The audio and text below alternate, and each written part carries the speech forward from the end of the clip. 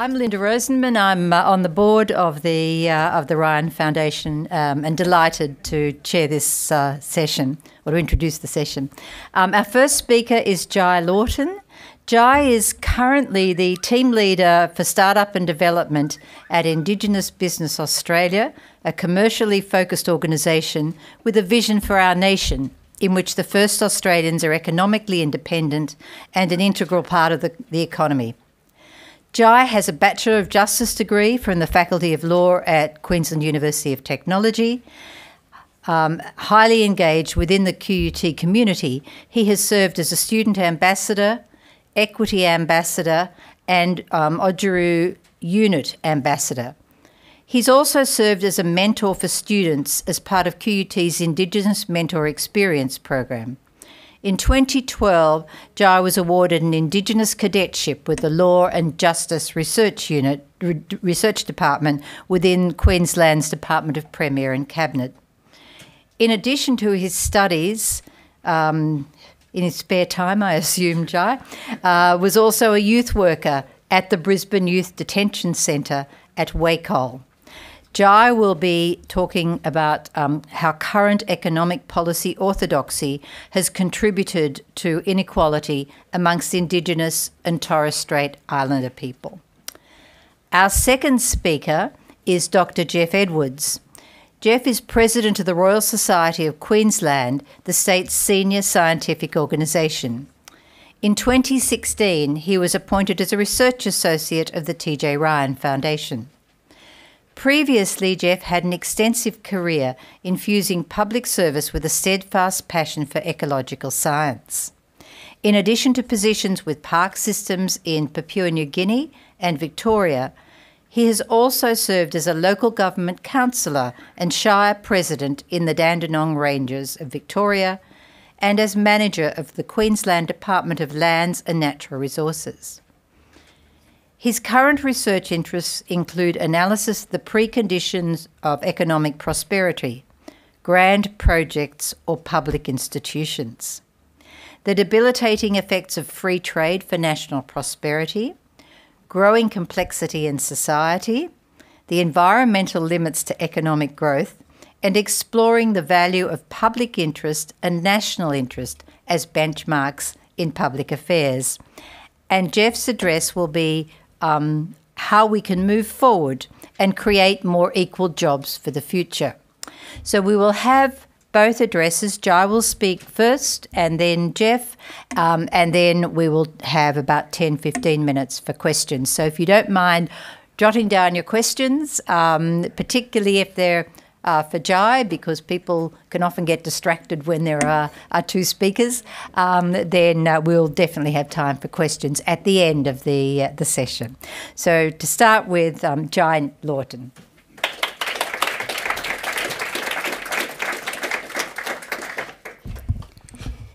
Thank you very much for that introduction. So before I start, I'd like to acknowledge the traditional custodians of the country where we meet today. I acknowledge that this country here, as well as the country throughout this continent we now call Australia, has a rich and sophisticated history with knowledge, law and stories embodied in thousands of generations of Aboriginal and Torres Strait Islander culture. I respectfully acknowledge our elders before us as the story holders of the past. I respectfully acknowledge our current elders as the story holders of the present. I respectfully acknowledge those that are emerging, peoples of more recent arrival and peoples of the QT community, as we look to create the stories of tomorrow with careful consideration of the historical context of this country and the First Nations people at its forefront. I thank Dr. Mary Crawford and members of the TJRyan Foundation and their respective teams and those that contributed to making this event happen. Just with my presentation, just this one here, sorry.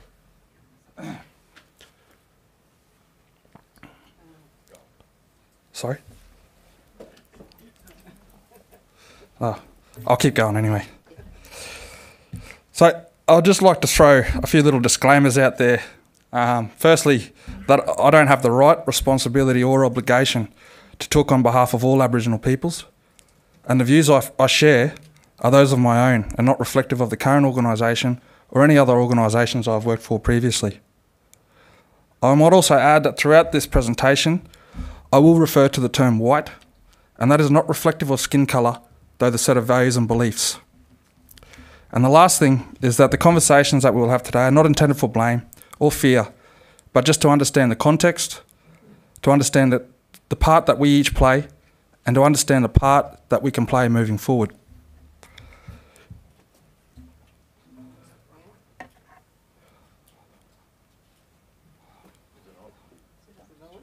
Oh, is it this one here? We've got the IP. Sorry, brother.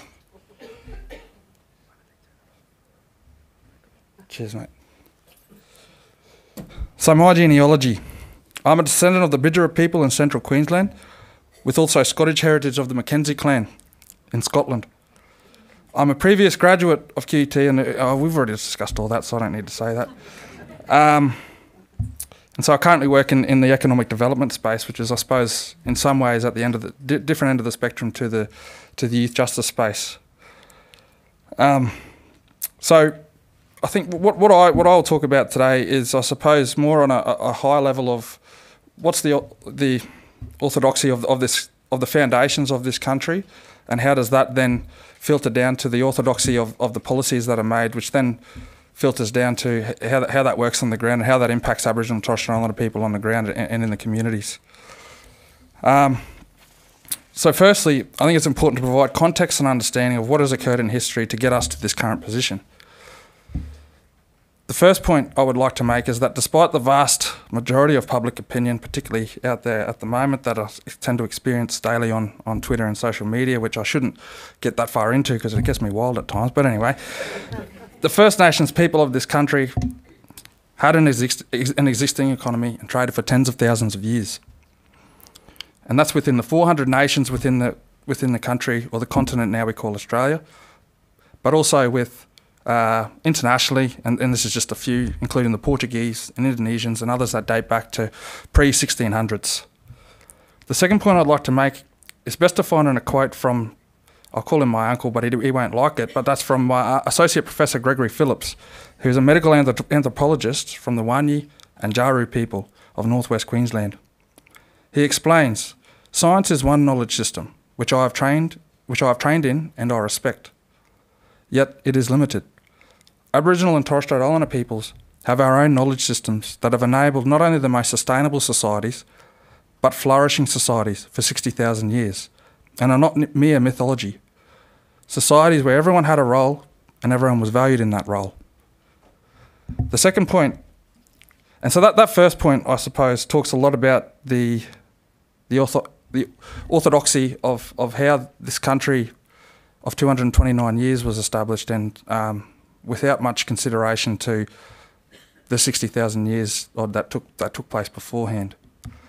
So my second point is in relation to inequality. Though inequality in my mind is a deficit mindset, so I'll look at it from a different state of mind. Oh, sorry, I'll go back quickly. This is the current economic policy orthodoxy. So we talked a little bit about the historical context and whose values and beliefs that's based on. And I think that cultural lens tool the cultural lens infograph sort of sums it up pretty well. We don't see the world as it is, but as we are.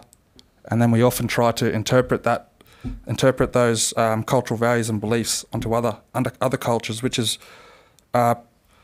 pretty bang on to what happens with Indigenous policy that filters down to Indigenous people, is that it is not often based on the values and beliefs of Indigenous people, with all good intentions aside. So the second point I make is in relation to inequality, as I discussed. Though inequality is a deficit mindset, so it's best summed up for mine in this infographic: equality.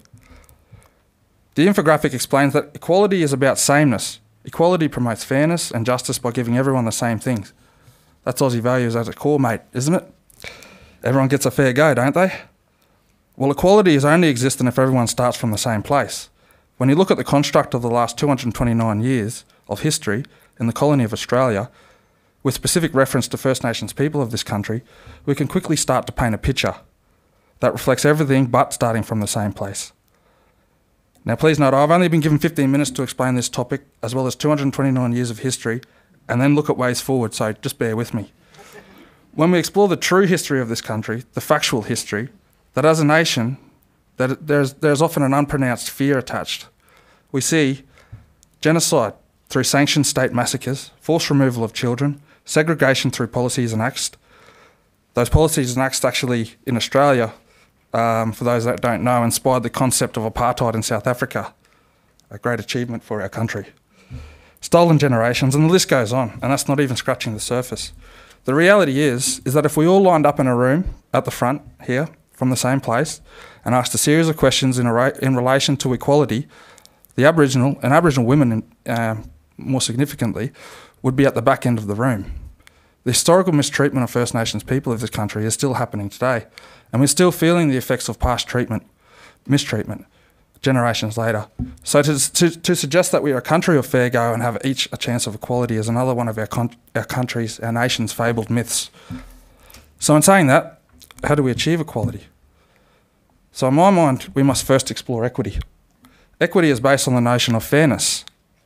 Equity gives people access to the same opportunities, our differences, and history that can create barriers to participation. And essentially, that's just a politically correct and very polite way of describing the mistreatment of Aboriginal people above. So we must first ensure equity before we can enjoy equality. And how do we do that? Where Aboriginal people currently sit in the context of this country is best described in a story told to me, and I'll call him my uncle as well, and he won't like it. I call it the dance floor analogy. My uncle tells me, growing up in the 60s, in a time when he wasn't considered a citizen under the Australian democracy, he was in a band with his brothers, an all-Aboriginal band. They would play at their local hall managed by the Shire Council on a weekly basis, and all the white folk would dance on the dance floor to their music because it was just that deadly. So he says. Given a sign of the times in consideration of the apartheid scheme discussed earlier, it's not relevant. The Aboriginal people were not allowed to dance on the dance floor. They had to stand on the side, away from the dance floor. So one day, Unc had enough. He took the dance floor down to the river, set it up on a bed of concrete, and started playing there. And all the Aboriginal people, the family, were all able to dance. They were able to. Sorry, I've lost myself here. Could dance wherever they pleased, unnumbered by white rules and white values. After a few more weeks, the Shire Hall managers folded and allowed everyone to dance on the dance floor. They were obviously losing money and everything coming in. Not a good economic decision. Although there were some terms and conditions. They were only allowed to dance on the dance floor when the hours of the band were playing. And that's a true story. So now the fundamental issues here is that Aboriginal people, we're always working on a basis where white terms of reference are always given, always the basis for negotiations. The dance floor analogy is still as relevant today as it was back then. We're allowed to dance, and again I say this not out of the colour of skin but out of values and beliefs. We're allowed to dance with white people, but only if they own the dance floor. It's still their space, their rules, their power, their control. Take the orthodoxy of policy, for example. Whose dance floor are we operating? Whose rules? Whose power? Who's in control? Who decides the policy? Who develops the policy? Who enacts the policy? And wonder why there's inequality. If only policy was made in line with the values and beliefs of the people it was designed to serve and support. How radical. So the challenge ahead for us all is to question the ownership of the dance floor from an Aboriginal perspective, breaking down what does not work for us and rebuilding what is ours. Working out a tenancy agreement that is based, I call it a tenancy agreement, that is based on ownership or shared ownership of the dance floor. That is our lives. Is that not a human right for policy to be based on our values and beliefs, our rules, our power, our control? When that ownership or shared ownership is established, we will see policy that is reflected based on our orthodoxy that is rich in equality. So I go back to my first point. Aboriginal and Torres Strait Islander peoples have our own knowledge systems that have enabled not only the most sustainable societies, but flourishing societies for 60,000 years, and is not mere mythology. And I've got 5 minutes, so I think I might tell a little story about that as well. One auntie was telling me about, and that's often overlooked, to create a flourishing society is no easy feat, and I question how flourishing our society is in today's world, in today's context. And my auntie often talks about the the House of Representatives and the debates that happen there, and she talks about it in the keeping in mind that she's got 60,000 years of knowledge in her genealogy. She looks at these people as if they were, and they're the leaders of our country, as if they were little kids chucking a tantrum in the corner of a supermarket. And that's the reality of the situation, and that's the immaturity as a nation, that we haven't yet grasped the benefits and impacts that Aboriginal and Torres Strait Islander knowledge can have on today's society. So, a tangible example of how societies, Aboriginal and Torres Strait Islander societies, were structured and how everyone had a role and was valued in that role. A tangible example of that is the fact that gender inequality was an unheard concept in Aboriginal culture through the notion of men's and women's business. So that's the notion that men were responsible for men's business and had no right or obligation or responsibility to influence how women should live their lives, and likewise women to live men's lives. So that's one example of how Aboriginal culture can potentially address many issues in today's society. So Aboriginal knowledge systems are not only key to addressing issues surrounding First Nations people of this country, inclusive of economic development, but for people of all cultures.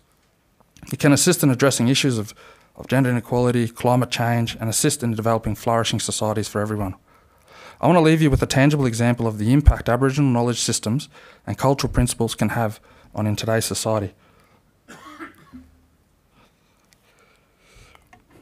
I share a story of one David Yunupin, featured on our $50 note, dubbed as the Aboriginal Leonardo da Vinci. Well known for many things, and that's another whole talk to discuss David, so I just want to talk about this one in particular. I want to share with you an extract from the Daily Herald in 1914, some 20 years before the helicopter was even thought of. He states, "An aeroplane can be manufactured that can rise straight into the air from the ground by application of the boomerang principle. The boomerang is shaped to rise straight in the air according to the velocity with which it is propelled, and so can an aeroplane." Thank you very much.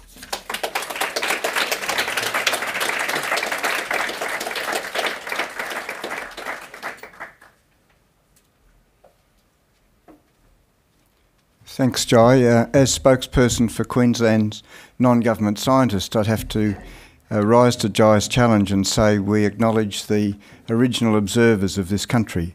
They may not have observed it in accordance with peer-reviewed printed journals, but they are observers nevertheless and developed a structured knowledge system, so we pay respects to that knowledge and their memory. I'm not here to talk as for the Royal Society today because I want to make a few jibes at economists and politicians. So if my presentation can be brought up, I'd like to draw attention to two themes that are central to the concept of accepting inequality. One is that money directed to wealthy will trickle down, and that I would call is money directed to the wealthy is sufficient to create jobs. I'm not going to talk much about that today, that's been the theme already. The second limb, related limb, is that only the private sector creates wealth. And that's the argument that it's necessary to direct money to the private sector in order to create wealth. Now, Scott Morrison's been mentioned today, so I will give him a burst as well.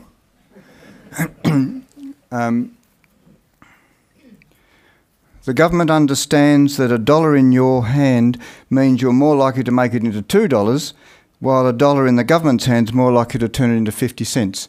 That was his first address to the press club. Now, I'm not going to make this a partisan lecture, but I think it's one side of politics more than the other that tends to make these statements that government can do nothing right and that any money that the government spends disappears into a black hole. It never reappears in the form of wages or economic activity.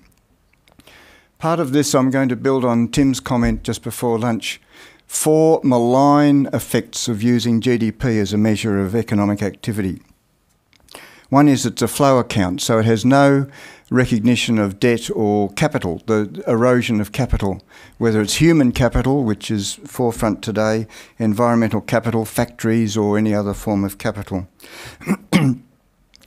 Sorry. The other thing is it measures traded goods and services, regardless of whether they're good or bad for society's well-being. And thirdly, and particularly today, it considers the value created by government services as worthless. So it counts teachers who work in the private sector as adding value because the services that their company sells can be traded, but not teachers who work in the government service. That's just a cost to the economy. Now, if there are any teachers or nurses or park rangers in the room who think that they labour and produce absolutely nothing of any value to the economy, please see me afterwards because I'll need to change this. So I think we just can't underestimate, we can't overestimate the damage that this concept of economic activity is, that government is a cost and never produces anything of value.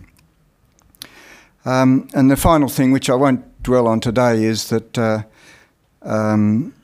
GDP celebrates growth, not sustainability. So an economy based on endless expansion has a limited future, and that's the one that we have today. So we have to work out a method of economic activity and prosperity without physical expansion. Okay, the way I'm going to do this is to just trace what I think are the preconditions for, let's say, a small business, and it could be a farm, or it could be a milk bar, or it could be a little factoryette, and I'm just going to quickly run through what are the preconditions for that to be prosperous. Now, let's not get hung up on whether I've got a complete list or whatever. I'm going to just list a few of the preconditions and then run through them one by one. First of all, it needs input goods and materials. So to do that, it needs, it'll be part of a supply chain, and it depends on factories or farms. Then it depends on the products of the earth in some form. It depends on the public institutions of land titles registries and mineral allocation. It depends on a water grid, and it depends on electricity grid. And if you think that can be run by the private sector, well, again, come and talk to me afterwards, because the Royal Society and the Foundation are running a seminar on Friday to say that the national electricity market is such a shambles that we need to start again. Anyway, I won't get onto that. But underneath the supply of goods and materials are some fundamentals. One of them is a healthy environment and a landscape, and the other are the public services that allocate those resources equitably. Okay, skills. Skills to convert the raw materials or whatever into product. So on-the-job training can be supplied by your firm, but you're depending on some education. Even if your workers were educated at a private school, those private schools depend upon public institutions, standard setting, subsidies, excuse me, compelling attendance and so on. So even the private education system depends on a public education system. Next one, knowledge. All right, where does knowledge come from? There are commercial media. The internet has a lot of private, what you'd call private knowledge, word of mouth, industry associations, but underpinning them is government extension, public media, libraries, research organisations, universities, CSIRO, ABC, public institutions are feeding knowledge into the bottom of society all the time, if we allow them to do so. A small business needs a distribution system, it needs trucks and transport, but they require roads, they need transport infrastructure, they need a postal service, and they need telecommunications infrastructure. Okay, we keep going, and I've listed there a number of public utilities, police, weights and measures, currency, prudential regulation, contract law. Even if Mary and I have a private disagreement, she can call the police if I dud her. So even behind every private contractor, every private contract, the state is acting to enforce good behaviour and equity in the society. So let's we hear government intervention as if markets are not a creature of government. Markets are a creature of government. And even if you look at the traditional village, the barter that was in the traditional village was under the control of the elders. The elders in traditional society, we now have government, and they underpin all civil contracts. So I don't know how we could run an advanced society, even a simple society, without these shared services. And finally, the last ingredient of this successful business is customers with discretionary income. And the Industrial Revolution kicked off in England rather than the continent because political emancipation came earlier, and the poor were able to enter the market for goods and services earlier than on the continent. And markets, of course, they will strengthen inequality because by definition they give the goodies to the people with greater purchasing power or greater pricing power in the market. All right, let's just put some of those things together. In addition to those local scale ingredients for a successful small business, we also have some broader or national or statewide scale. Some of them I'm going to express in the positive, some in the negative. The positive ones, that there has to be some coordination between government, business and the community. If we don't have that, then we have investment being directed to wasteful purposes, such as private toll roads. Don't get me started on that. The Foundation has published on that subject quite eloquently. If we leave these decisions to the market-led proposals, there's now the enthusiasm in Treasury, we'll see private sector companies advancing projects, getting a suction hose into Treasury, regardless of any strategic planning or public interest evaluation. We need government measures to distribute wealth so that people share good fortune. We need government to rein in corporate power, and excuse me, and so on. Okay, now let's have a look at a couple of preconditions in a negative sense. We need governments to prevent unfair trade, and the most obvious and all-pervasive one now is free trade and free foreign investment with countries that have a totally different currency, totally different labour standards, totally different environmental standards. That's not a level playing field. That is just sucking the energy out of Australian business. We need governments to direct economic capacity into the fields where it's most relevant. Toll roads, benefit cost 1.3 to 1, maybe 1 to 1, some of them less than 1 to 1. Scientific research, typically 10 to 1, and some of CSIRO's research 200 to 1. Why would we invest money in toll roads if we can get 200 to 1 bang for buck through scientific research? Those decisions can only be made by governments. We've heard today about the cost to the budget of drug addiction, crime, prisons and so on. This is a dead weight on the economy, and it's correlated with inequality and with diet, which again is correlated with poverty. So we heard earlier about productivity. The mainstream view is that rising living standards depend on better productivity, and that depends on business productivity. So the alternative view is the best way to boost productivity is to put the underemployed to work. There's a huge underemployed capacity to produce goods and services. And we also need to remember, of course, that by increasing the capacities of people to manage their own lives, we are presumably, according to market theory, increasing their ability to exercise their entrepreneurship. So if market theory has any value, and it's true that people have the ability, ambition to drive economic activity, then the solution to increased prosperity is surely to build those capacities and those life skills. So the preconditions of the preconditions. We do need to strengthen the public services and take some of the policy out of the political arena where it's subject to the media and political ideology and the cut and thrust of politics. We need to strengthen multidisciplinary policy analysis. We can't just give policy in any sector to one discipline. Economics has prevailed for too long in public policy. We need to honour public service and restore security of tenure. Campbell Newman abolished security of tenure in the Queensland Service because the Commonwealth abolished it.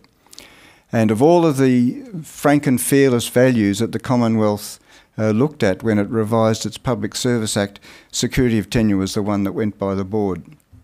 And it was underpinning all the rest, and the rest are worthless if you don't have security of tenure. We need to fund public institutions adequately, and we have to remember that nature has the last word, and the environmental crisis will catch up with us and is doing so now. Finally, just to conclude and to summarise, a nation's prosperity depends critically on its public institutions. These depend critically upon the education, competence and independence of the public service, and the anti-government rhetoric by the Institute of Public Affairs, the Business Council of Australia, notably the Murdoch Press in 3 continents, and by treasuries who just count the outgoings and not the value added, these are all poisoning the source of economic activity.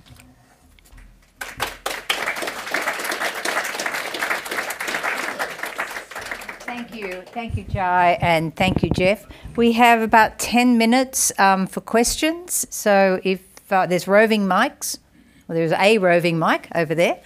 Okay. Oh, yeah, no, there's 2. There's 2, great. Thank you, and thanks for your talk this afternoon.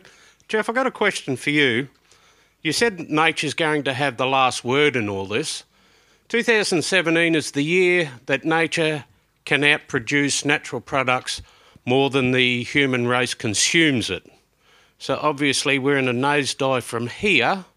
Is that being considered in any of our policies coming from government? Ooh, there's a double-barrelled answer to that, and I might use an opportunity to respond to previous discussions that there has been no alternative to the neoliberal project. There has in the sustainability literature, but our policy leaders haven't been reading the sustainability literature. And in fact, there's an enormous depth of scholarship in environmental science, in complexity theory, in systems theory, in ecological economics even, that just hasn't transposed into the political arena or even into the policy arena. It has quite deep roots. This inability to accommodate this. Part of it lies in the fact that most scientists are not trained in public admin, and most economists and public admin graduates have no science. And in fact, in this very university where I lectured in town planning, there was a lecture theatre with about 3 times as many people of planning students. Now, planners are planning the surface of the earth. I said, how many of you are also doing a science subject? Not one out of about 200 students was studying science. So there's an enormous disconnect between science and between policy and between economics. And until we develop forums to bridge those disciplines, we're not going to get holistic policy.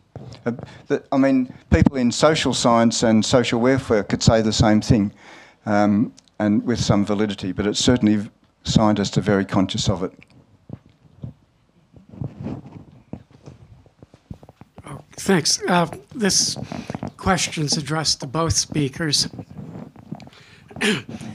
Currently, our national and state governments are falling all over themselves to try to give approximately $1 billion to the Adani Corporation, which proposes to build, I guess, the largest set of coal mines anywhere in the world.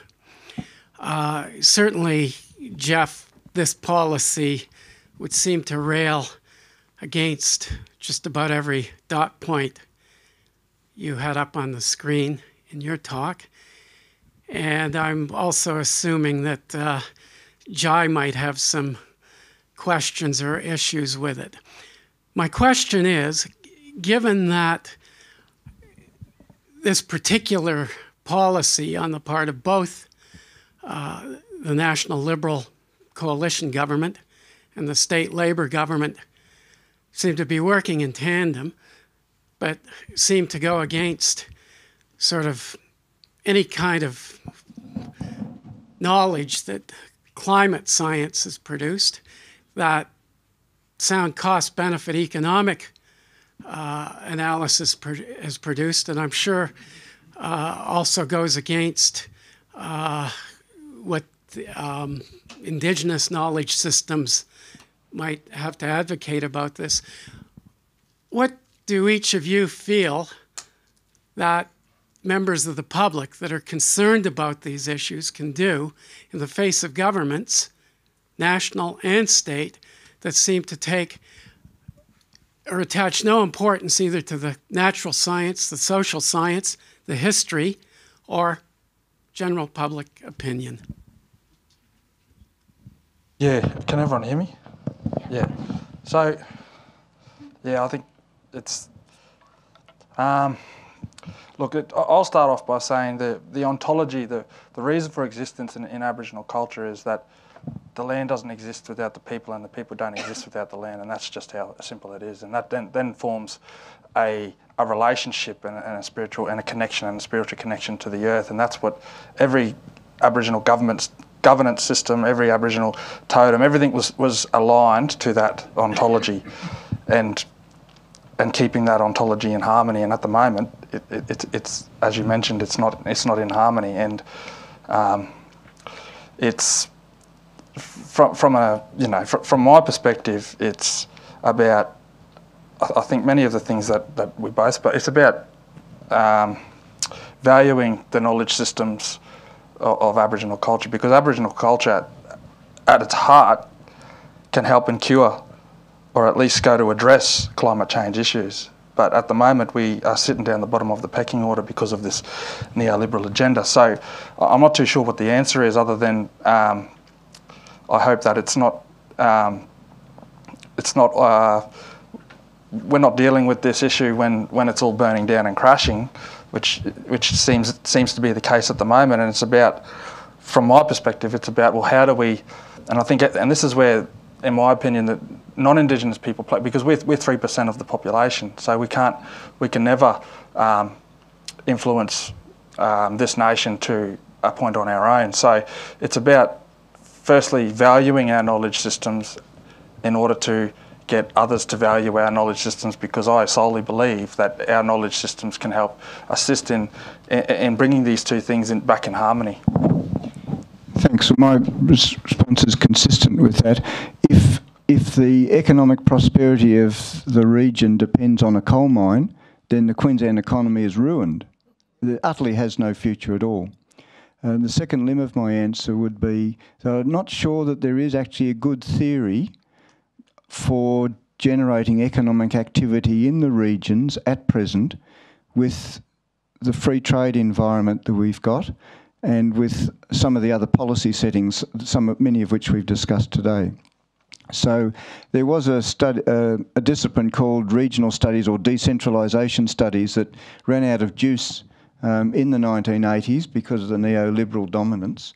But there's no theory that I can see that is going to that will lead policymakers to sustainable employment in the regions. No theory that's in the mainstream agenda that I can see. So I think we have real trouble. Any other questions? Over in the middle here. Thank you. I have a bit of historical information for Jai, which you may like to comment on. at a meeting, or rather at the end of a meeting, Sir Garfield Barwick was talking to Sir Robert Menzies, and Sir Robert Menzies was vehemently opposed to holding a referendum, which we all know about and what the result was. And Sir Garfield said to Sir Robert, "How do you feel about the first Aboriginal millionaire?" And Sir Garfield was puzzled when Sir Robert said, What do you mean?" And Sir Garfield said, "Well, if they're not subject to Australian law, they don't have to pay tax." And so changed the whole attitude to the referendum. Roger. Thank you. Yeah, down the front.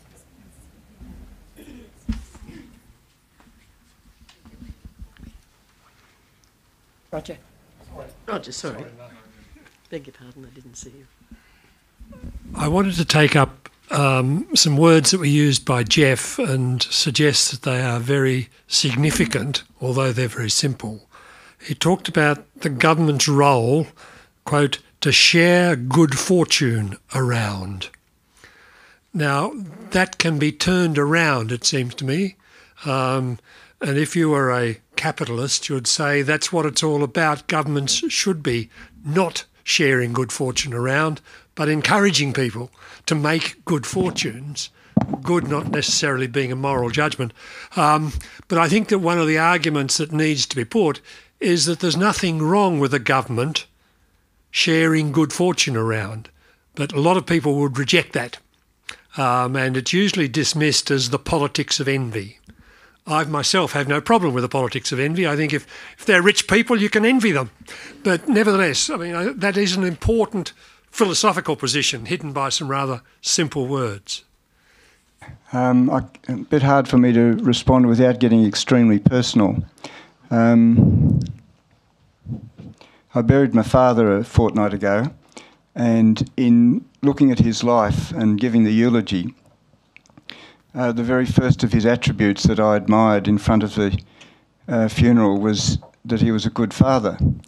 And that forced me to reflect on my good fortune through having a father, first of all, who was present for the whole of my childhood, who was of good character, who paid his taxes and spent time with me as a son. And it occurred to me that not every male child does have those benefits. In my case, though, I'm talking about mainly non-material benefits. We were never a rich family. But we just don't start with an equal chance in life. And if 20% or 30% of the families don't have a father who's there for their sons to be mentored and brought up, then who's going to step in that place? And if it's not the state, who's it going to be? We've got time for, I think, one last question, if there are any questions or comments. Okay, would you join me then in thanking Jai? Thank you very much. Thanks, Jai. Cheers. Thanks, Jeff. Thank you, Jeff. Thank you, Jai. Thank you, Jeff. It's very interesting.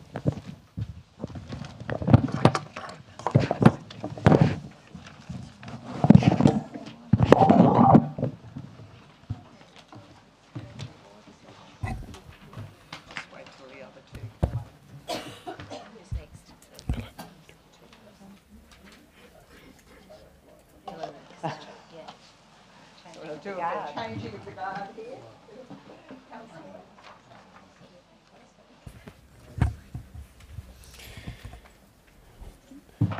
Next, I'd like to introduce to you two fantastic speakers and practitioners in their fields. Dr. Helen Zoki, who is the Chief Executive of Oxfam Australia. Her career accomplishments include Commissioner of the Victorian Human Rights and Equal Opportunities Commission and Race Discrimination Commissioner for the Australian Human Rights Commission. Additionally, Helen has held numerous honorary and governance roles with non-profit organisations and has received awards and recognition for her work over many years in human rights, governance, public policy and leadership. She's a strong advocate on issues of human rights, poverty, inequality and gender and race equity. Welcome,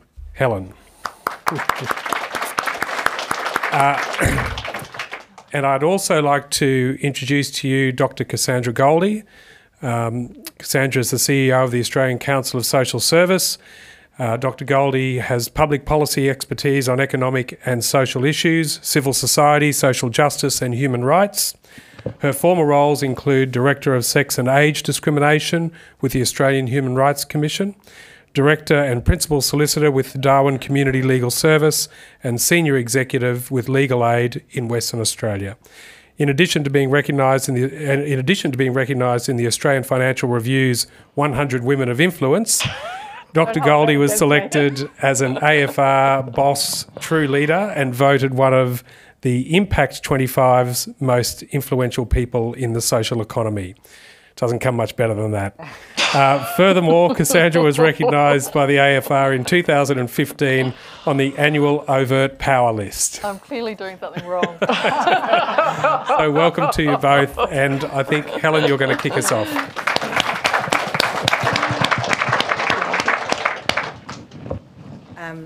That's lovely. And Cass and I have had this kind of parallel existence, but she's a Sydney girl. I'm the Melbourne girl. So it's fantastic that we have the opportunity to be on the same platform. So can I begin, first of all, by saying thank you very much for the invitation to talk today. And can I also begin by acknowledging the traditional owners of the land and paying respects to elders past and present. And I really enjoyed that earlier session. But Jai, you remind us of the enormous job that we've got to do, particularly in relation to our First Nations people. And I was reminded of that this week with the 10th anniversary of the Northern Territory intervention and the fact that that's still in place. So I want to take a bit of a different tact perhaps to what we've been focusing on. And Oxfam obviously is an international aid organisation. So I want to share some of the stories that we deal with and then perhaps bring it back to the Australian context. So this is Rashida. She is a real person. She's a human being. She's 24. She's young. She lives in Chittagong in Bangladesh. And she is living in an area where Oxfam has worked for 45 years. So we have a long and deep relationship with many partners in Bangladesh. Bangladesh is an incredible country for those of you who've been there. At the time of the independence movement, there were about 60 million people. There's now 160 million people there. And you'll know that Bangladesh is a source of cheap labour. It has a growing middle class, like many Asian countries do. It offers huge potential for businesses looking to export and expand. And yet, despite economic growth in this country, almost 40 million people, so nearly double the population of Australia, are still living below the national poverty line, and more than 20 million people are living in extreme poverty. And we're talking about poverty which is quite unprecedented. So about a third of the people in Bangladesh don't have access to a decent toilet, and all of the kind of consequences that brings. Now, Rashida's case is not unique. She's one of many families that live in really dire conditions. And I've been to Dakar and seen some of these conditions, and I can tell you that her circumstances are replicated many times over. So she shares 2 cramped rooms with her children, her husband and her mother-in-law. Usually these are tin-roofed and often galvanised iron-walled huts, which are squeezed in the cities in Bangladesh between factories and many other accommodation. Often up to 25 people from several families share a single toilet and a water tap, and often that water is cut off. So there's a channel of filthy, polluted water, including human waste, which actually runs through narrow yards where these people bathe, where children play, where they prepare their food. And in the rainy season, of course, that we're seeing at the moment in many parts of Asia, these areas just overflow. So Rashida has the experience of many mothers in countries like Bangladesh. She has Muhammad, who's 18 months old, and she also has a daughter. And often they're both ill with diarrhoea, which is to be expected when you're living in those conditions. And she has to decide whether to buy medicine or to buy food. And to cover medical expenses, often the family borrows money from neighbours and they get into debt. And then they begin the cycle of poverty that is so familiar that you would think that we would have sorted and learned how to break by now. So this is a story which is replicated many times across the world and in this country. Good health, a safe home, clean water, education, these are all basic human rights. And economic prosperity has helped bring millions of people out of dire poverty, but it's also left many people behind. And we've heard over and over again that inequality is widening, and it's hardly surprising.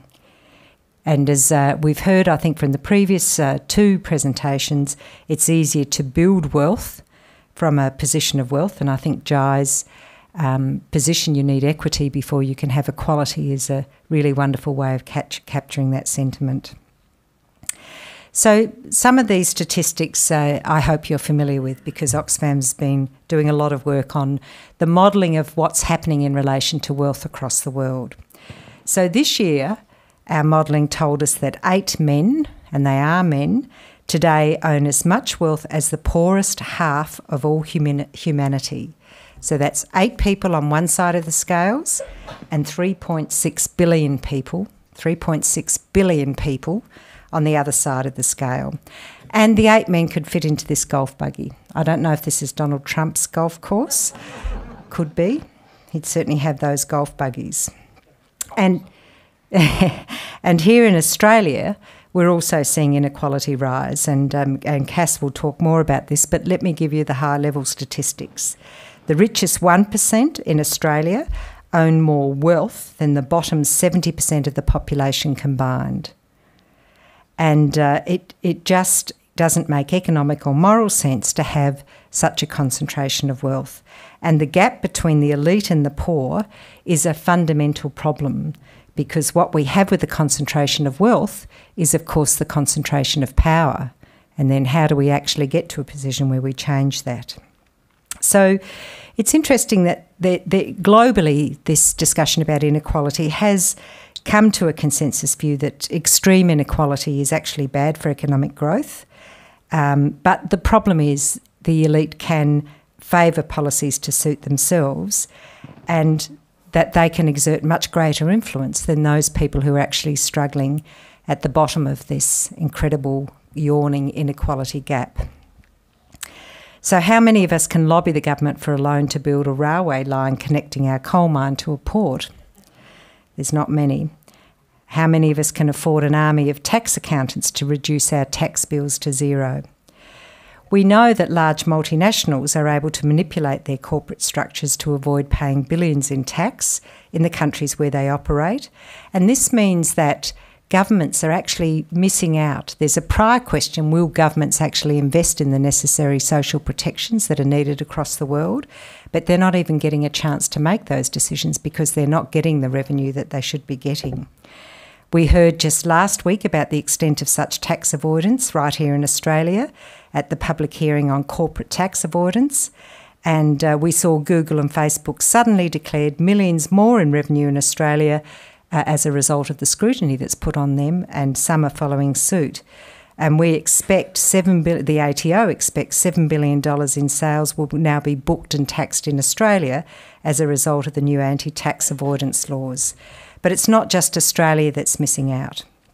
In our economic modelling that we've done, we estimate that Australian-based multinational companies using tax havens cost developing countries around $2.8 billion a year. So these are just the Australian-based multinational companies in their tax avoidance tactics.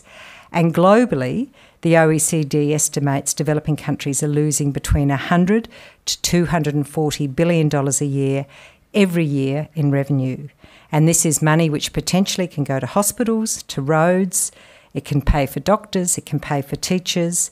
In fact, $214 billion covers the cost of providing hygienic toilets or sewerage treatment to every single person in Bangladesh and Pakistan 7 times over. It's a lot of money that could go a long way. So not everyone's getting a share of the growing pie, and if we see who's benefiting, then overwhelmingly we can see that the gap is widening.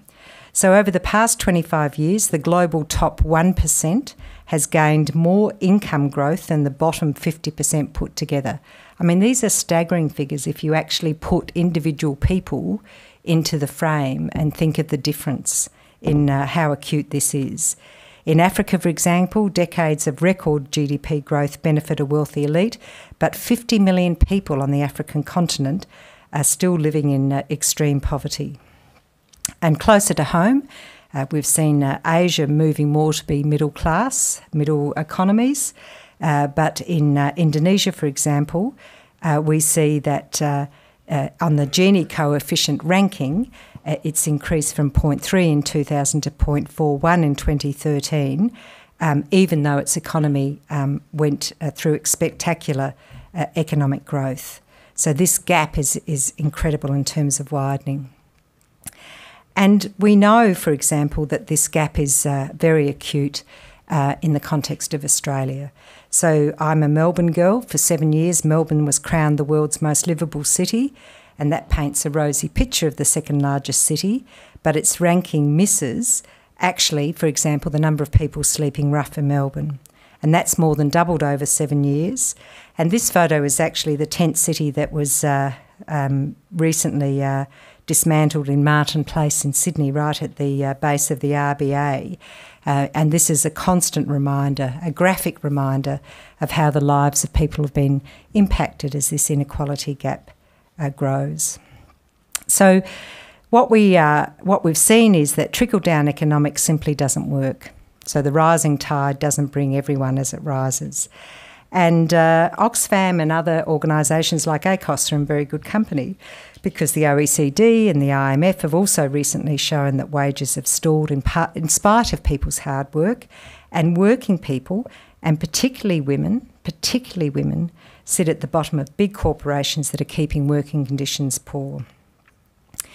One of the things that we're working on is actually the garment industry, because it is predominantly women. And we see that women are working in factories producing clothes for all sorts of brands that are very familiar to us, and both in Australia and the international global brands.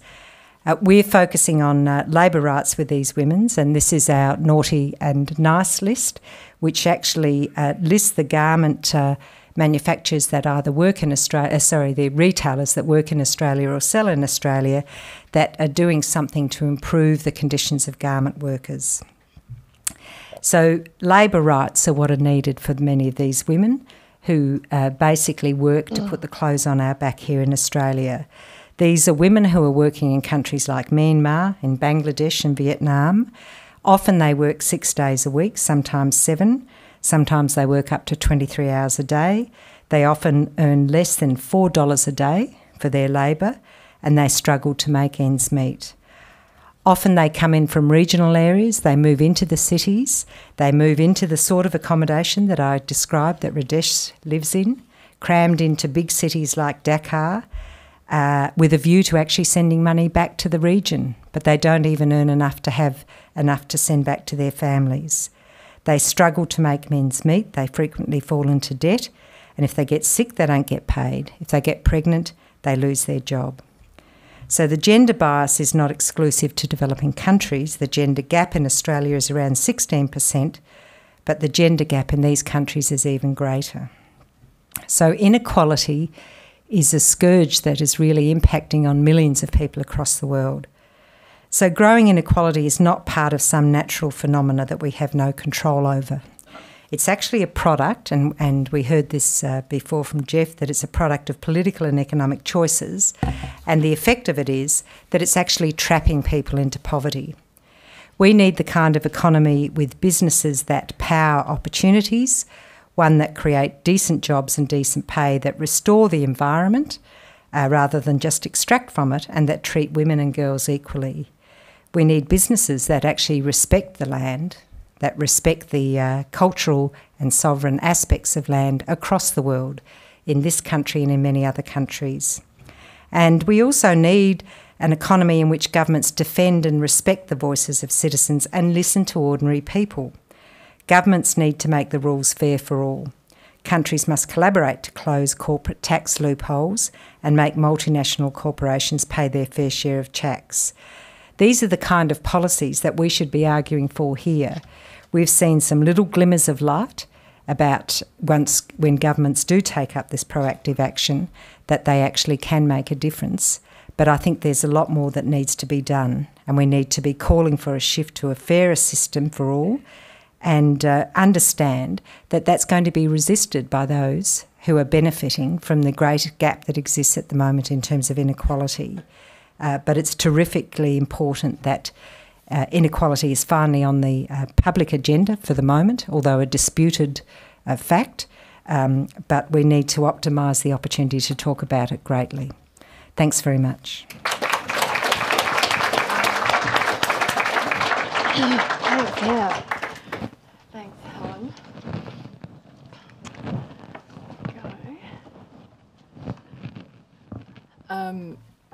Helen. Helen mentioned that we do tend to be ships in the night, and I must say it was also for me a fantastic chance to be spending and listening to some of the detail of the thinking and the great work that's being done at Oxfam. Look, I want to acknowledge traditional owners, pay my respects to elders past and present, and again, you know, some fantastic presentations that during the time that I've been able to be here, to really thank the TJRyan Foundation for bringing us together, including Helen and myself, and to thank Michael for his warm invitation to come to Warm Brizzy. I'm so lovely to be here.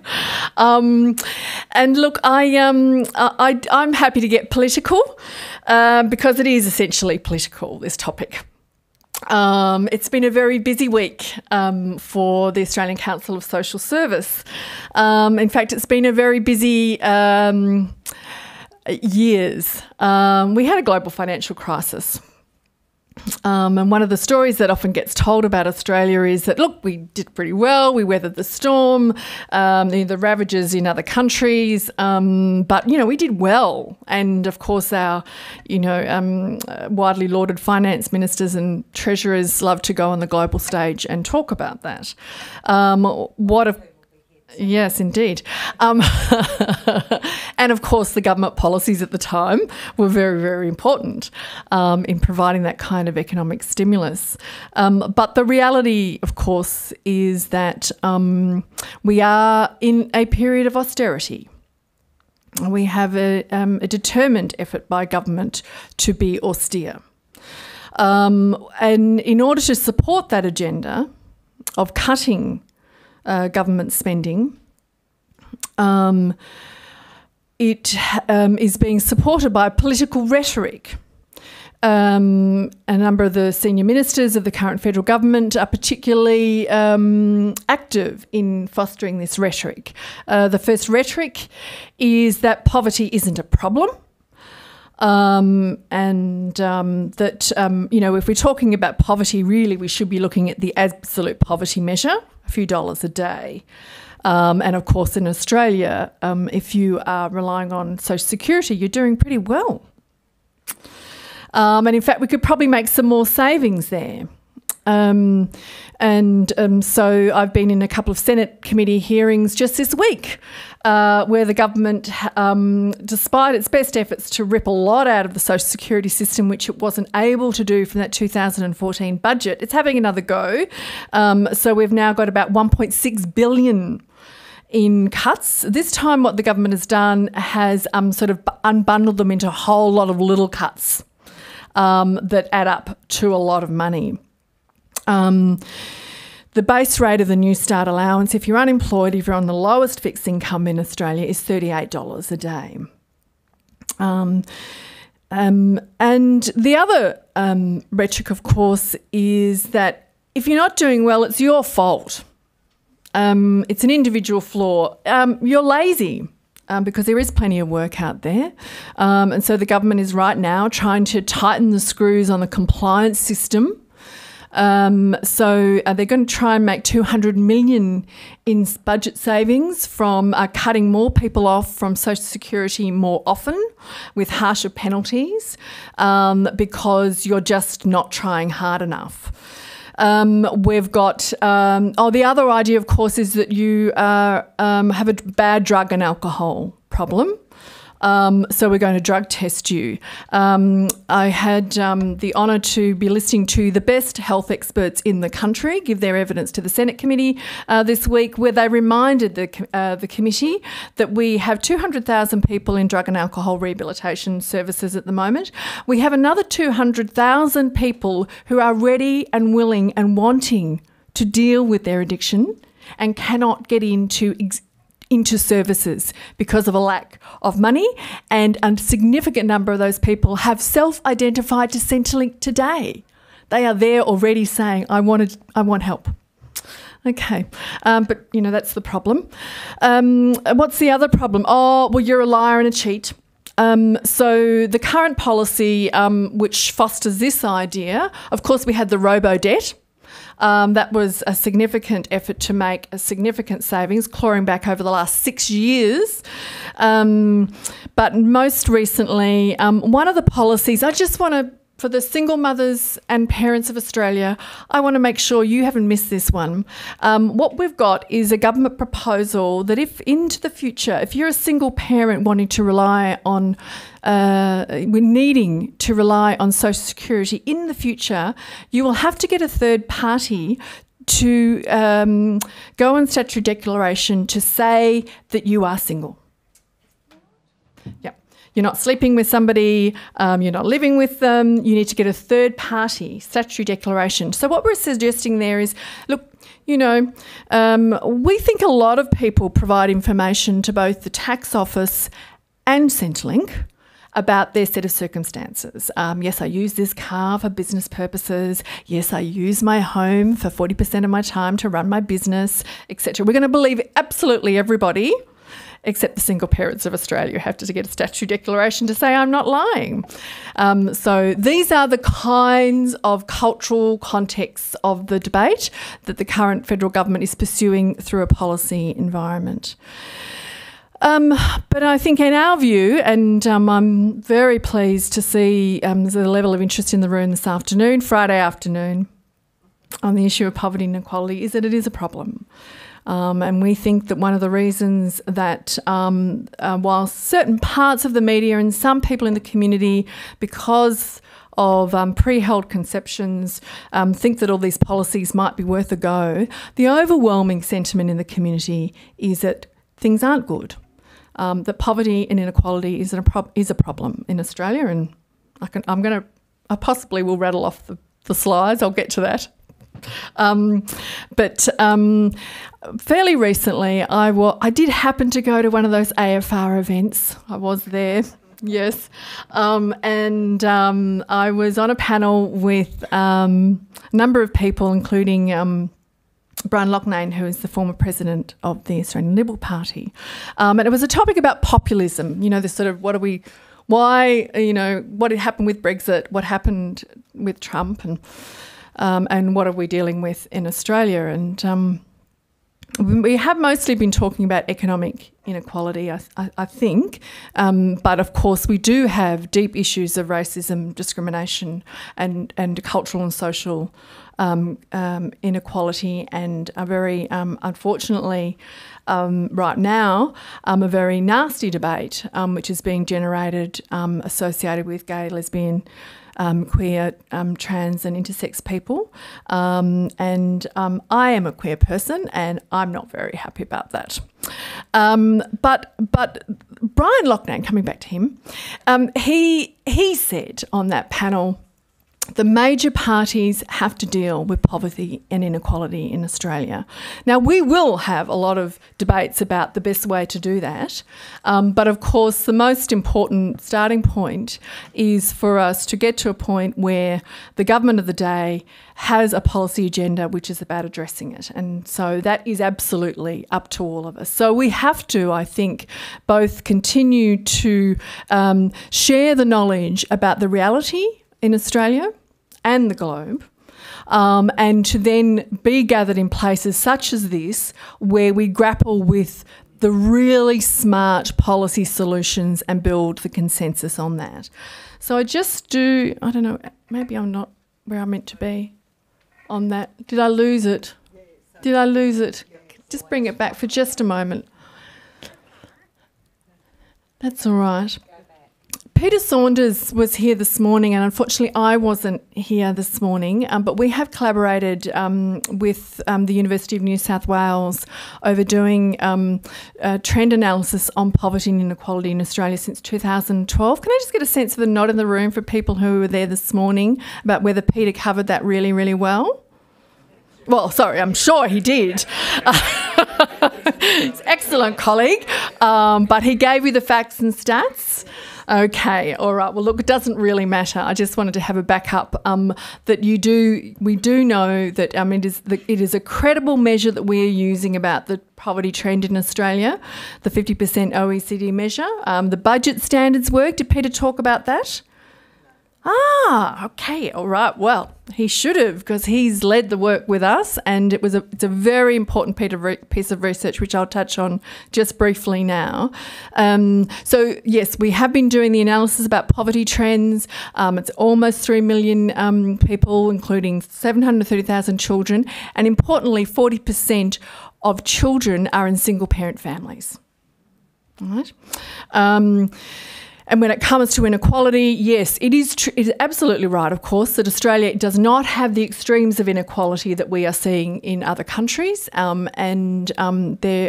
are some very important institutional arrangements that have been in place in Australia to protect us from the worst of that, including our industrial relations system, including our social protection system, which have enabled us to mediate the power imbalances in society that Helen so beautifully highlighted is actually the guts of how we build the kind of society that we want. But we're definitely trending in the wrong direction. And when we did the work to look at the inequality trend in Australia, particularly the trend is associated with the trajectory of investment income. And of course, on the flip side of it, the lowering wages picture. So, hello. But I think just on the budget standards work, in this debate about, on the one hand, how much income you have, but then on the flip side, well, how much do you need? We do need to be able to persistently test the reality of the economic circumstances around the country and the kind of the budget that an individual family needs in order to be that all my emails coming up there. It might be interesting. In order to meet your essentials. So I do, for those of you who are interested in the research, I will provide you with the analysis on the budget standards. What it's done is it has looked at a particular sort of set of profile of families and looked at the costs associated with essentials, housing, utilities, food. And what it's shown is that, for example, for an individual at the moment, if you are fully reliant on fixed incomes through the social security system, you are unable to cover the essentials by, on average, $96 per week. $96 a week. Now, in the jargon, that confirms what we know from other sources of research, which is that you are dis-saving. You do not have enough. And, of course, that's the most acute picture. But then when you come to the minimum wage, I think we're talking about maybe $45 you've got in terms of what Jeff was referring to as a discretionary income, to be able to spend at your discretion beyond meeting your essentials. So it is extremely, extremely tight. But of course, what probably most of us in this room is that we know we've got a problem, We know the basic protections are not where they should be. And the question for us is how we continue to lift up our voice and our efforts to drive the kinds of reforms that we need. And so I just want to take you through what ACOS sees as not everything, but certainly some of the big structural reforms that we believe are absolutely essential. Our starting point is, as Helen said, I won't necessarily say it's unique, but I think it is significant that we have an emerging, from the considered informed, determined sort of experts, an understanding about how critical it is to economic outcomes that we are focused on lifting up the living standards of the bottom 40% in any population. That is our core agenda. So there is a reason that we should be focusing on the bottom 40% of the community, because of course it is socially the right thing to do, but also it is economically the best, most sound policy associated with a flourishing economy. So there seems to be this consensus that we are, and it's hard work, but we're no longer amongst ourselves saying we've got social policy over here and economic policy over here. They are absolutely one and the same. So I think that for us, the core agenda on the income front is absolutely about fixing the adequacy of the social protection, the social security system, and getting the adequacy set for people who are currently not able to independently secure income through various forms of paid activity. The level of the social security system I've already mentioned, but the other part of it, which again, if you're not really in the detail of social security life, may shock you, is this thing called the liquid assets test. So what's that's about? How much money if you lose your job, how much of your own resources you have to spend down on before you can access social protection support. Now, the rate of that is $5,000 for an individual. That was actually set in 1994 and hasn't been increased in dollar terms to 2017. So what we're doing is requiring people to be impoverished to draw down even on the base, the sort of few resources that you've built up before you can even get income support. So they're the two major things on that front. And then, of course, there's been a fair bit of discussion about what we need to be doing to fix the industrial relations system associated with security around paid employment, and also the extent to which you can participate in the kind of 1-2 job kind of environments in a way without needing to immediately go in and out of social security, because in that part of the population, the sort of 20-30% income bracket, that is the lived experience on a weekly, monthly basis. And so you have no sense of security about your flow of income because you are in this kind of environment of needing to predict your income in order to set your social security entitlement. Then you get some work and then you're trying to work out how much you'll have the next, so you have no sense of the stability in your income, and therefore it is restricting your confidence being able to know what you're likely to have over that next period of time. And it's deeply affecting people's behaviour as well as their economic security, that sense of confidence and certainty about what you can do, your mobility, your social decisions. The second thing is housing affordability. I don't know whether that's been touched on much in this session, but it is absolutely not enough what the federal government did.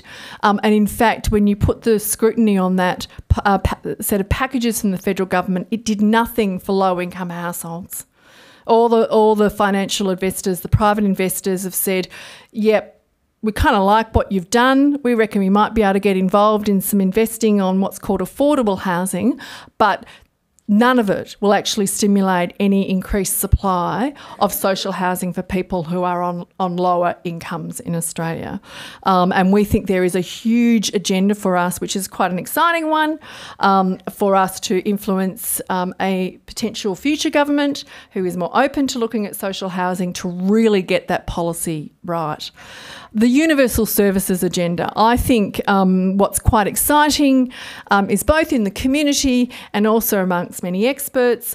We have had many years of experimentation around privatisation and competition policy in the delivery of human services, right? Healthcare, get rid of the private health insurance rebate. The public see it. The public see it. They're dropping out of private health insurance because it's going up at 6% per year. They can't tell what kind of cover they're going to get because it's already so complex and there's a lot of exclusions in it. And, in fact, your out-of-pocket expenses are more than you've ever had to pay. All right, so, we might have to build a collective voice on that one to encourage an alternative government to be prepared to do it.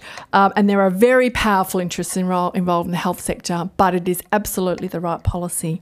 I'm just checking whether I'm going on a bit long. You've got another 5 minutes. Oh, good. No, let's ditch that. That's all right. I'm very happy to make the slides available, for the data and the trends. So on the services front, so health is a great example. Energy, happy to talk about energy, but we've seen, the current federal government saying, privatisation, we need a bit of sort of regulatory dialogue. I think that's what we're dealing with at the moment, a dialogue with the energy retailers. In our view, what we have to understand that when you're talking about a market approach to services, it is almost impossible to create what you might call a market like for shoes. You just cannot do it. So what we're currently pushing for is in the energy area, for example, to say the government must regulate the basic design of an energy service. This is the shoe. This is the basic.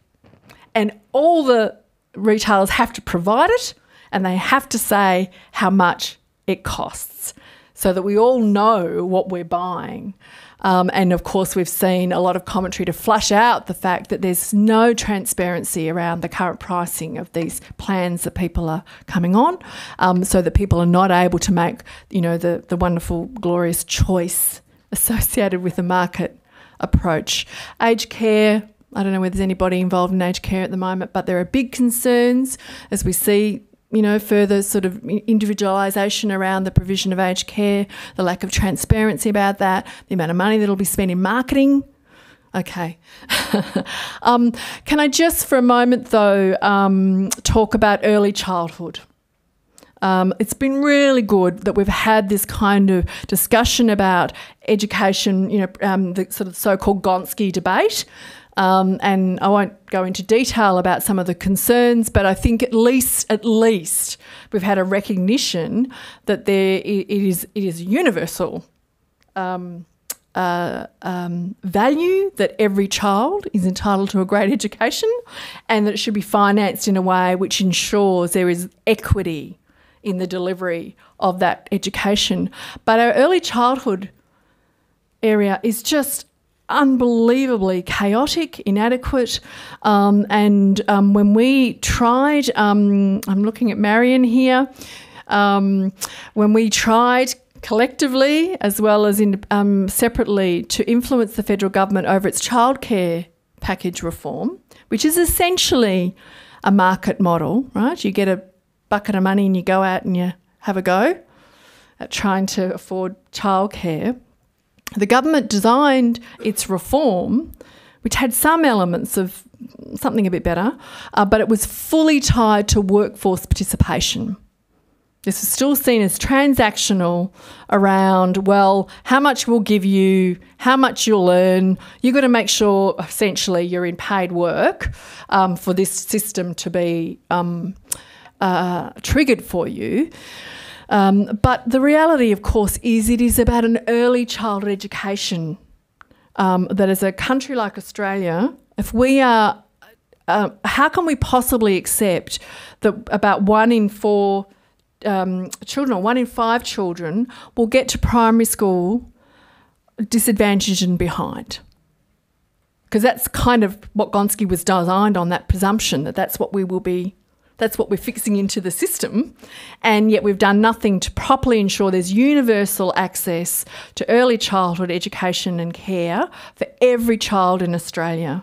And for the parents in the room, you know, you'll know it's extremely hard sometimes to find the childcare, and also to understand that that is a very important place for families who may be experiencing difficulties or financial or social insecurity to get the kind of support that is associated with ensuring that children then get the very best start in life, so that we are starting to change the blocks that you need to stand on in order to have a fair go. But it would be remiss of me not to finish with a little bit about tax, because I love talking about tax. Helen loves talking about tax. She is a fantastic voice about multinational corporations, and there's some amazing, I think, scrutiny being put on it. The public is over it, and we are seeing some action, maybe not as much as we'd like, but we are seeing some action there.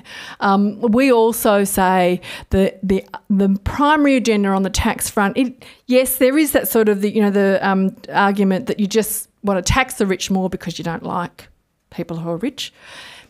Well, you know, that's really, it's kind of neither here nor there. I think everybody is different depending on, you know, who they are. I know some wonderful people who have a lot of money, and I know some, anyway. We have a tax system for a reason. We have a tax system because we need to generate the revenue as a community so that we can ensure that we have the things in place that we need so that every child, adult and older person can live a decent life. That's it. They got the guts of it. And the first thing we should be doing is absolutely getting rid of the tax concessions and loopholes that are, and we use the term first, no longer fit for purpose. It's become used a lot by others, but the list is pretty long, and we've had some wins in policy. Maybe not all of it in place yet. Negative gearing, capital gains discount, a shifting from stamp duty towards a broad-based land tax. I mean, land in Australia, and yes, it is important to reflect on the history of the acquisition of land in this country. I want to really acknowledge that. The reality is that if you own land, you've got wealthier in Australia. And it is extraordinary that we have one of the narrow bases of land tax of any comparative country. And that would be a tough reform, but we have all said it's one of the ones that's really crucial for us to build in greater equity to the generation of revenue. And trusts, I think we finally had a party come out and say they're going to do something about trusts. So for this, it says to me that the public is absolutely, by and large, they're ready for policy experts, for those who are working in the engine room of design, to continue to propagate these ideas and to push forward. There are days, I think, when we all feel pretty unhappy about the cultural debates in the country. Same-sex marriage, drug testing, etc. But for me, part of it is let us not be distracted.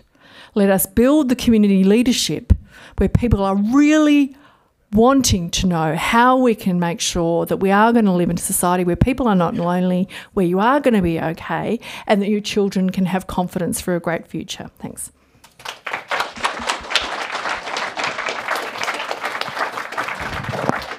Thanks, Cassie, and thanks very much for putting up with the distractions of the slideshow and for showing us your emails. I noticed that none of mine were opened. So now I'm sure you've got some questions for Helen and Cassandra. Yes.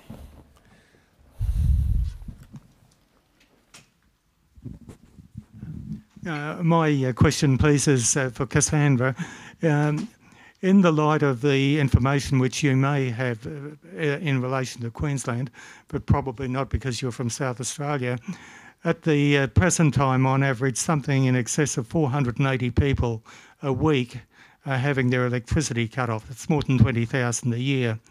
One of the ways that I can see that there could be some minor alleviation to this is, in fact, if you were to come out publicly to support the removal of GST on electricity across the board in every state in Australia. At the present time, every hospital, doctor's surgery, dental surgery, small business, and the people on the end of the line, whatever they're buying in relation to electricity, and particularly their electricity bill, is saddled with GST.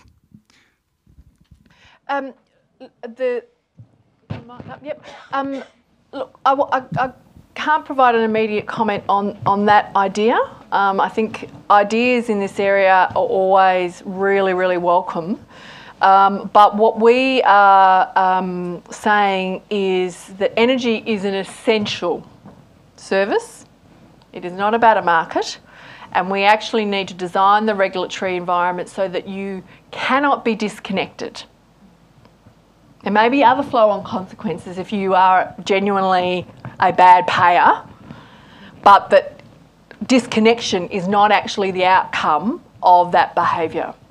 Because the level of disconnections are going up, absolutely. And the energy concession arrangements around the country, which are variable from state to territory, they are usually fixed amounts rather than designed by reference to your capacity to pay, for example. So they're very poorly designed. And of course, this picture I've talked about in my presentation about the reduced adequacy of incomes for people on very low and fixed incomes. So there is definitely, everybody has a bit to do on this question of ensuring affordability and security of supply for people. Whilst I talked about the retailers and what we think they should be doing, there is clearly an issue also over on the adequacy of incomes for people. Because in fact, the biggest cost for you is your housing costs. I think people are acutely aware of the energy bills because they kind of come in a particular way, and it's quite a harsh experience of sort of that bill shock. For example, what we know now is there's a much greater proportion of people who are actually, I'm not going to use the word choosing to become homeless, but are saying ultimately for them, they're better in terms of being able to meet other needs. Actually, they're stopping being housed because that's actually the biggest underlying cost for people. So look, there's a big debate about energy, as you know. I don't have a clear position on that one, but we've certainly got a raft of other things we do. Thank you. Dave? G'day, my name's Dave Copeman. Just a quick question, I guess, for both of you. Both of you kind of alluded to the fact that this is an issue around power and that, you know, there's a real inequality of power. I guess, Dr. Helen, for you in terms of Oxfam and Cassandra in terms of the partner organisation or the member organisations of the Council of Social Service, what are you or your organisations doing to help the people who don't have that power build power and actually take action around some of those issues and what are the barriers to that prevent you doing more, and what can you do to overcome them? Okay, how long have we got? So let me talk about Oxfam. I mean, we're part of a global organisation, and I guess that, you know, we see ourselves as global campaigners, and there are a number of issues where we mobilise around the world. So if our main mission is to eradicate poverty, we think you have to pull the big levers of change, and we've taken a particular focus on a number of issues where we think we can make a substantial difference for people living in poverty. One of those is certainly on inequality, and the sort of things that we talk about are global tax reform, because we think that in many of the countries we work in, but also I think in many of the Western countries, there are a group of people who are completely marginalised and disenfranchised. And I guess what's happened in America in terms of the politics there is a really good example of, you know, what happens when you leave a whole community out. Now, our focus is actually in the developing world, but what we're trying to do is to marshal the arguments in the OECD context, in the context of the World Economic Forum, to actually demonstrate that people care about those other people in Asia, in Africa, in South America, in the countries that are really quite, you know, disenfranchised and poor, and when inequality is having an impact. We also mobilise around climate change, because we think one of the biggest barriers to people actually being lifted out of poverty is what's happening to the environment. The other thing we try to do, I guess, is to bring some of that mobilisation into the lives of people in countries like Australia. So the best example is the garment industry example. And one of the challenges for us, if you talk about what are the barriers at the moment, is that the whole narrative in Australian politics at the moment is around austerity, around containment, about, you know, lower your head and look after our own backyard. And you will speak to the fact we're not even doing that terribly well. But it means that it's very hard to actually say we're part of a global community, and we also have a role to play in the world. So the garment industry is a really good way of connecting everyday Australians to what the circumstances are for people in other countries, to say that your activism can actually change the conditions in which women in the main are working in many of these garment industries. And you know, I've been to visit them, and the conditions are horrific. And our research indicates that people do care. Even though they might be struggling here with their own circumstances, they still care about what happens in other bits of the world. So we try to bring some of those issues back into the Australian community to connect with the lives of people here and people overseas, and to encourage activism around those issues as well.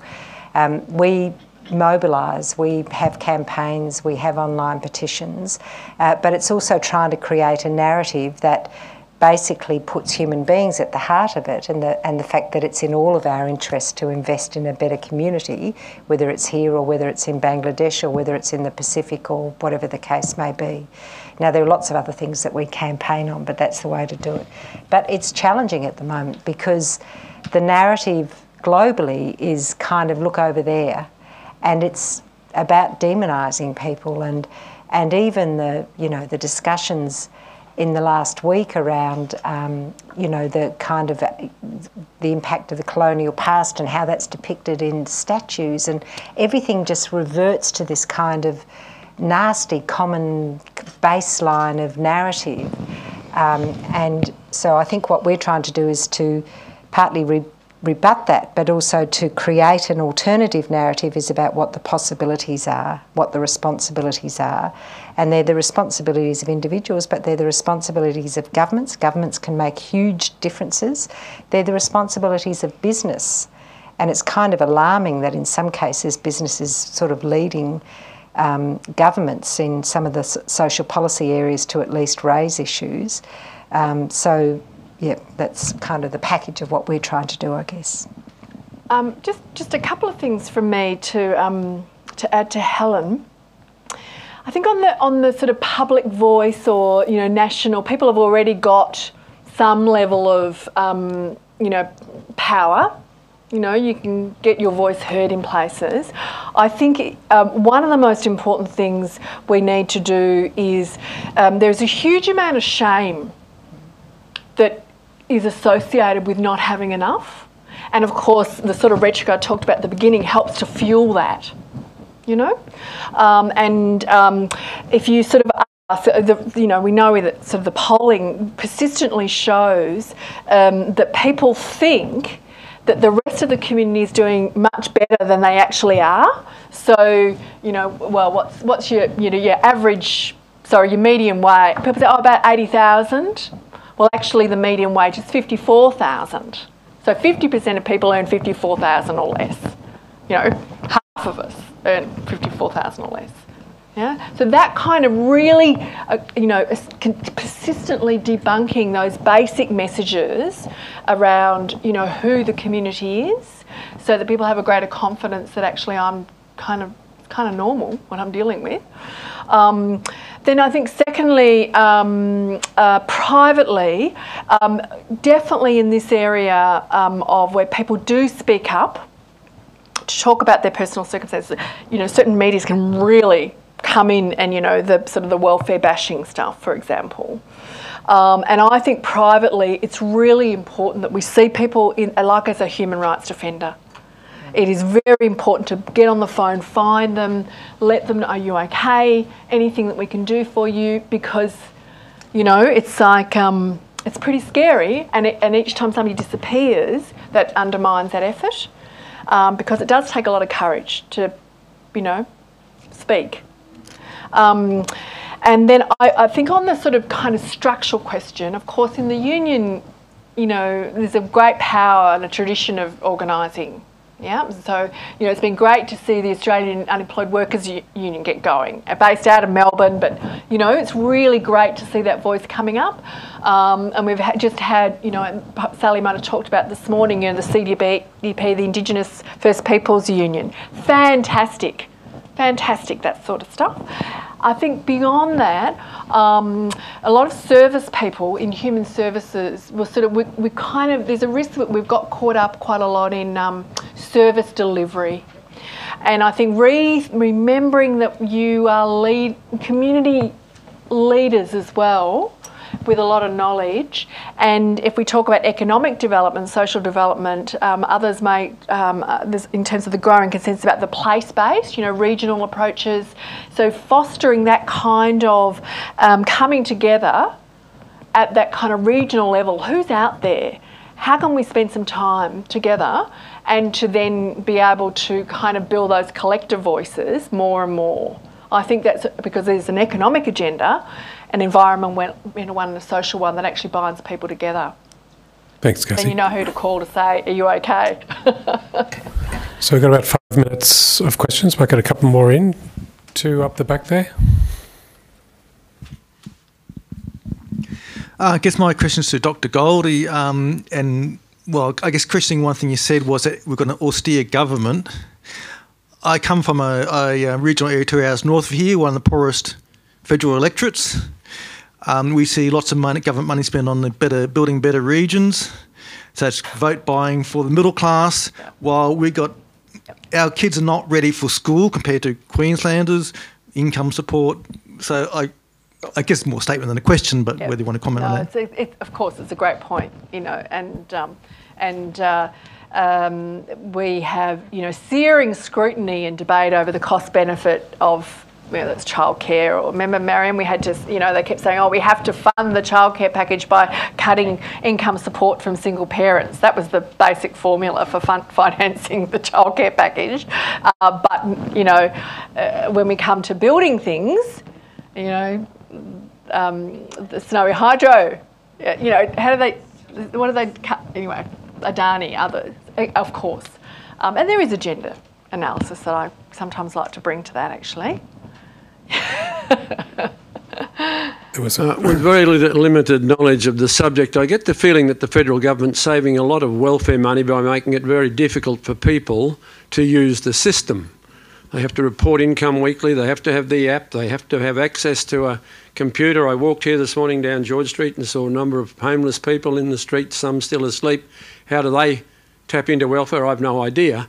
Some people would say that rather than having a system where you have to prove that you're needy, we have a system where you have negative income tax or living wage, whatever it might be. We give people the money, and if they earn enough, we take it away from them, which is the sort of opposite of what we do now. Does ACOS have a view about whether that's a good thing to consider? I think it's a fantastic debate we're having, rethinking what will work into the future. There are different views. I don't know whether Jim's still here, around what is going on in the labour market and to what extent we will see really, a sort of serious escalation of not enough economic, employment opportunities because of automation and other things. And so I think that's why we're getting both from the so-called left and from the right some discussions about the universal basic income idea, for example. So, I mean, what I say at the moment is let's keep debating it and keep looking at it. I mean, maybe, you know, you might look at a very particular, so your particular area of where there's a lot of people, you know, where there's just not enough work and the social consequences of, you know, it's not easy to leave. You know, you've got family, community, you know, are there places we could do a trial there to see, well, what would happen if we just provided a floor and allowed people to come together to, you know, get the best technology into the area and see what we could do in terms of new economic futures for a region, some of that. I don't resolve, though, from the position today, which is that we should be securing a basic income for the people who desperately need it immediately, which is why I still focus on making sure the adequacy of the social security system is right, and that we absolutely defend any of more compliance and, you know, making it even harder for people. We've got to win the policy debate and we've got to win the public sentiment debate on that it is a waste of taxpayer. I use that in quotes because actually in different ways we all pay taxes, don't forget the GST. You know, we all pay for the system, and is it working? I mean, business, we got a lot of consensus from business actually about things like work for the dole. Yeah, nobody thinks that's a good idea. It makes people more unemployable. But yes, I think, and the living wage movement, you know, I don't know whether there's a lot of discussions going on amongst the union movement around that, but I think that kind of thinking is what we've got to keep staying with and testing. Time for one very, very quick one. Yep. Quick answer and quick response. Dr. Goldie, I'm in favour of social housing. To make it quick, what government level should control it? And should nurses and people in those sorts of situations be included in it? Well, look, in the sort of jargon of housing policy, social housing is where the rent you pay is in accordance with your capacity to pay by your income, yeah?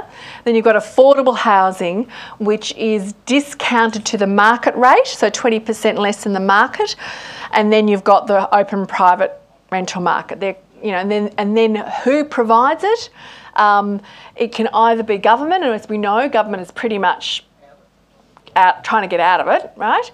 Community housing, which is a mix of affordable and social housing, and then of course we've got a lot of, you know, private people in the private rental market as landlords, and we can have a whole discussion about the risk to the economic security of the country by, you know, continuing to encourage the so-called mum and dad investor into private rental, because interest rates are going to go up and it's going to get very, very ugly for people.